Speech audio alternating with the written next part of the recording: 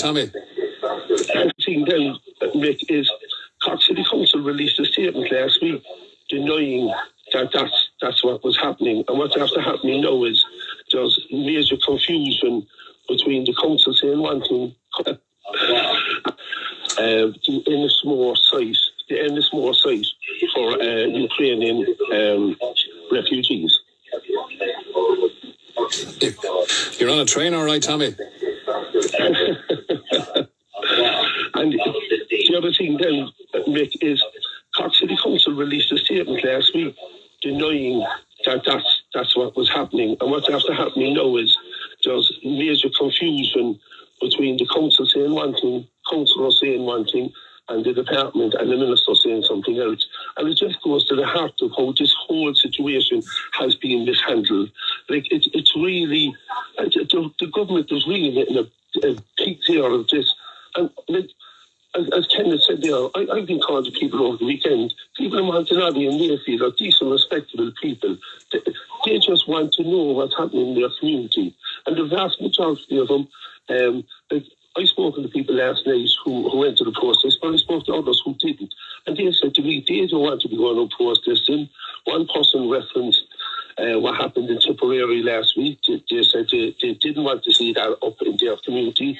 And a person then pointed to me about what happened in Holy Cross in the north when nationalist children were being blocked going to school. And people don't want to see those things, but they do want to know what's happening in their community, and they do want the minister to tell them. And I've asked for the minister to come to Cork and leave the council, the councillors and the local residents to let them know. But just to let people know now, I have confirmation from the minister that it's being looked at to put Ukrainian refugees in there. And I have that in writing, and I sent the email to yourself. And what's the feeling on the ground in the community as regards their level of welcome for Ukrainian refugees fleeing war? Well, can I say this? I think there's a really open-hearted welcome in the area. But the problem is, people just want to be included in the conversation. They want to know what's happening. Like there are 163,000 empty houses in the state. People are very angry with the government because of the housing prices, the health prices, the cost of living. But these were all there before the Ukrainian crisis. And make the point there, people are talking about services. Mayfield has been promised a primary care centre for years and still hasn't been delivered. And if the government were doing their job and delivered the primary care centre and delivered the housing to people who Mayfield and Montenotte would welcome, I believe, with open arms. But the problem is, Mayfield has been abandoned by this government and previous governments. The lack of investment in the community up there, and then they're being asked to take people in, and they will. I have no doubt about that. But what they're saying is fair. Let there be investment in Mayfield. Let there be investment in services up there. Okay, and will you be singing from the same hymn sheet in 14 or 15 months if you guys have the reins of power? Yeah, well, we've been very open and transparent about our position and what we want to see. I've been personally targeted. When I was out and about in my office, even my home, people called my home the far right. I stood up for people, for like women and children coming in from a war-torn country. And let people remember the amount of Irish people who were driven over our country by the British over the centuries, right? So, and all the people I'm talking to have welcomed those people from Ukraine with open arms. They've ran doors, they've brought up toys, clothes. The support started being. I was down in Blackpool. The amount of work Blackpool Community Centre are doing for Ukrainian refugees, but for the youth now, for the elderly of Blackpool, for the different communities, it's unbelievable. And that's the type of people who I'm talking to. These are respectable people, but they want this government to be open and honest.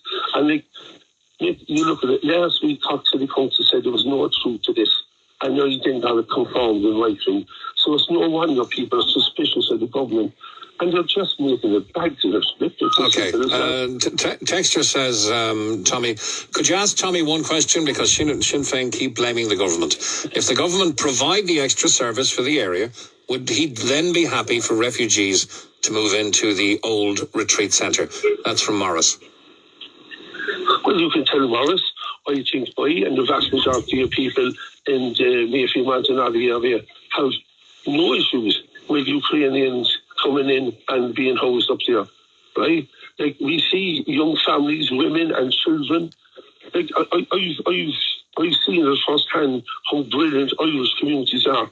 And if anyone has any doubts, if they go around Gronabach or Blackpool, anywhere, right, down to Blarney and Tower and Glanmire, and they'll see how Irish people have welcomed it. And a lot of times they've got no extra services.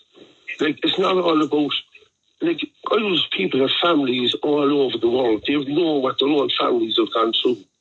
But like, I would say this, we're not advocating an open door policy. But when you have refugees, when you have people fleeing war, when you have people who are desperate to save their children, I think the vast majority of Irish people stand with those people, because from our own history, we know that ourselves. All right, I'm going to give the final word to Kenneth Flynn here, who's been holding for a while. Ken? Thanks, Tom. Thanks. Look, I think I have a different view on a lot of the things that Sinn Féin would have. I don't believe in the open door policy that Sinn Féin has, which it does have, whether it's denied or not on air, it does have. I have to say, I think people have been very generous to Ukrainians, genuine Ukrainians. People have no problem with women and children.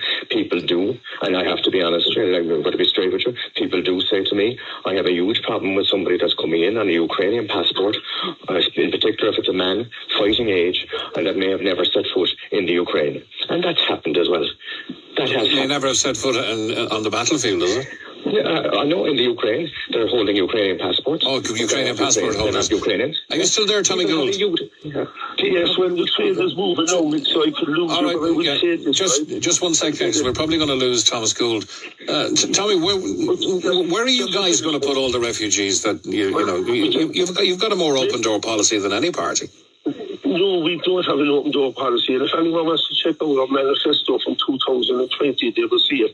And what Kenneth said there is not correct. And that's the problem. People saying untruths and things that are not correct. Check our policies out. That's all on there.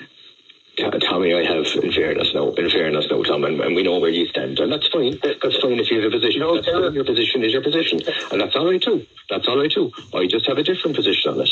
I believe that we've taken in 80,000 people from the Ukraine. We have, as you know, and Tommy, you're dealing with it as I am in the north side.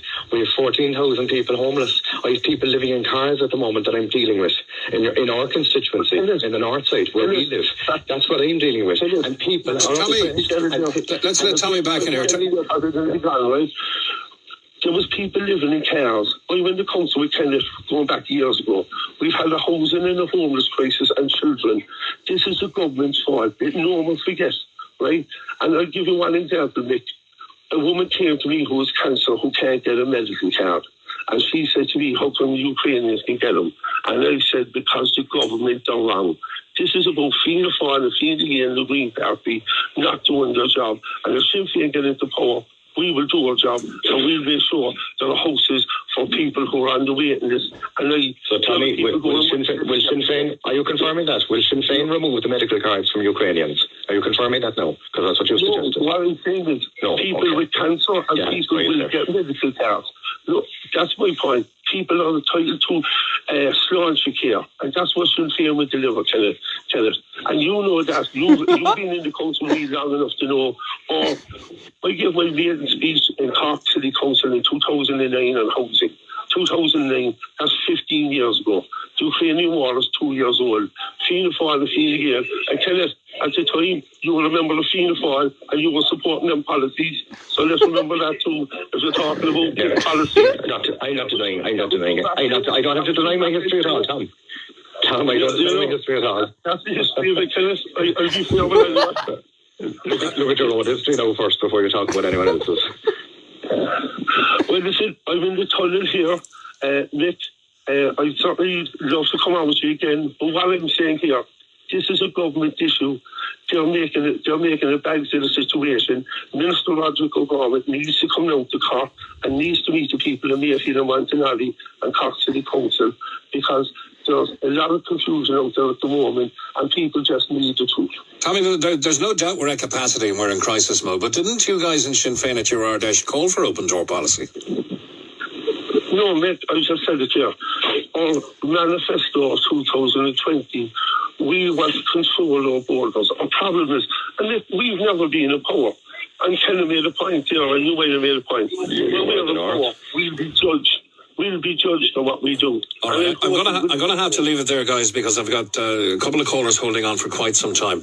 Thomas Gould, TD, and Councillor Kenna Flynn, thank you very much. We're back in a moment.